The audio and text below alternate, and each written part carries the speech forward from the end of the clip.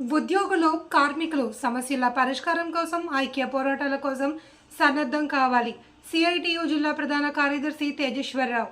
శ్రీకాకుళం జిల్లా ఆంధ్రప్రదేశ్ రాష్ట్రం ఉద్యోగులు కార్మికులు సమస్యల పరిష్కారం కోసం ఐక్య పోరాటాలకు సన్నద్ధం కావాలి అని సిఐటియు జిల్లా ప్రధాన కార్యదర్శి పి తేజేశ్వరరావు పిలుపునిచ్చారు. సిఐటియు 54వ ఆవిర్భావ దినోత్సవం సందర్భంగా గురువారం మెచెర్ల మండల కేంద్రం నాగార్జున అగ్రికామ్ పరిసరం వద్ద సిఐటియు జెండా ఆవిష్కరణ అనంతరం సభలు నిర్వహించడం జరిగింది.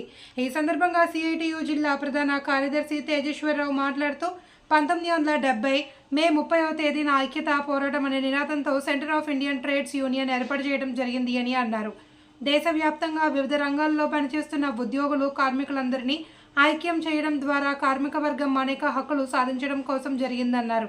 ఈ కార్యక్రమంలో ఏపీబీసీఎల్ హమాలీస్ యూనియన్ ప్రధాన కార్యదర్శి డి బంగారాజు, టి రామారావు, శ్రీనివాసరావు, నాగార్జున అగ్రికమ్ కార్మిక సంఘాల నాయకులు Y Gopaludu, Etcherla Raju, L Ramappadu, Manyam Ramana, T Sudhakar Babu, Nageswararao, Chikkala Satyanarayana తదితరులు పాల్గొన్నారు. చేయడంతో పాటు జెండా ఆవిష్కరణ చేయాలని చెప్పి మన సిఐటి ఆల్ ఇండియా కమిటీ ఇచ్చిన పిలుపులో భాగంగా ఈరోజు మనం ఇక్కడ ఈ జెండా ఆవిష్కరణ చేయడం జరిగింది.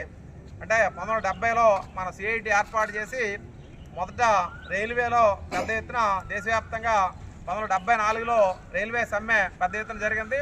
ఆ సందర్భంగానే ఇందిరాగాంధీ ప్రధానమంత్రిగా ఉన్న నేపథ్యంలో ఎమర్జెన్సీ పెట్టి సమ్మెను విచ్ఛిన్న చేయడంతో పాటు ఎక్కడెక్కడ నాయకులను అరెస్ట్ చేస్తే మొత్తం నాయకత్వంతో కూడా రహస్య ప్రదేశాలకు వెళ్ళిపోయి ప్రజలందరూ కూడా ఆర్గనైజ్ చేసి పెద్ద ఎత్తున ఎమర్జెన్సీ వ్యతిరేకంగా కార్మికులు ఉద్యోగులందరూ కూడా ప్రజాస్వామ్య హక్కుల మీద దాడి చేయడం కరెక్ట్ కాదు, ప్రజాస్వామ్యయుతంగా సమ్మె చేయనివ్వకుండా అక్కడికక్కడ అరెస్టులు చేసి నిర్బంధం విధించడానికి వ్యతిరేకంగా దేశవ్యాప్తంగా పోరాటం చేయడంతో తర్వాత ఎమర్జెన్సీ రద్దు చేయడం జరిగింది. ఆ తర్వాత జరిగిన ఎన్నికల్లో కూడా ఇందిరాగాంధీ మొట్టమొదటిసారి ఓడిపోవడం కూడా జరిగింది. అంటే ఉద్యోగులు కార్మికుల తాలూకా ఐక్యత ఏంటంది ప్రధానమంత్రిగా ఉన్న ఇందిరాగాంధీకి కూడా ఈ రకంగా కార్మిక ఉద్యమాల మీద నిర్బంధం ప్రయోగించి ఎమర్జెన్సీ పెట్టినట్లయితే ఈ రకంగా మీరు చవి చూడాల్సి ఉంటుందని చెప్పి మొత్తం మన తాలూకా ఐక్యత ఏ రకంగా ఉంటుందని చెప్పి ఎమర్జెన్సీకి వ్యతిరేకంగా పోరాటం సందర్భంగా మనం తెలియజేయడం జరిగింది.